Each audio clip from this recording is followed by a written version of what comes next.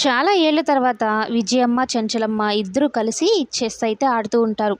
ఆడుతున్నంతసేపు ఒకరికొకరు బుద్ధి బలాలు, సామర్థ్యాల గురించే మాట్లాడుకుంటూ ఉంటారు.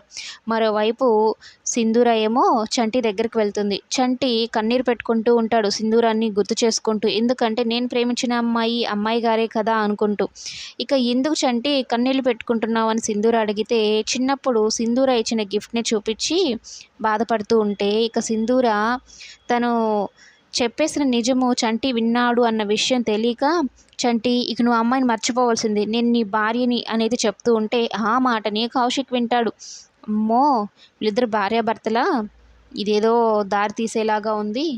వీలైనంత త్వరగా చంటిని ఇక్కడి నుంచి పంపించేసేయాలి. వీళ్ళిద్దరిని దూరం చేస్తే కానీ సింధూరాని నేను పెళ్లి చేసుకోలేను అనుకోని కౌశిక్ డైరెక్ట్‌గా సరాసరి చంచలమ్మ, కేశవుల దగ్గరికి వెళ్ళిపోతారు.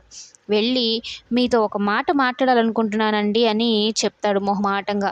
ఏంటో బాబు మా దగ్గర నీకెందుకు మొహమాటం, చెప్పు ఏం చెప్పాలనుకుంటున్నావు అని అంటూ ఉంటే, చంటిని ఇక్కడి నుంచి పంపించేసేయండి అని చెప్పగానే కేశవ అలాగే చంచలమ్మ ఒక్కసారిగా షాక్ అవుతారు.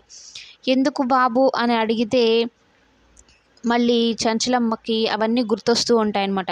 సింధూర పూలు కోస్తూ పడిపోతూ ఉంటే చంటి కాపాడాడు కదా! అవన్నీ గుర్తుకొస్తూ ఉంటాయి. ఇక ఆ తర్వాత ఏం జరిగిందనేది కమింగ్ ఎపిసోడ్స్‌లో చూద్దాం. ఏం సమాధానం చెప్తుందో.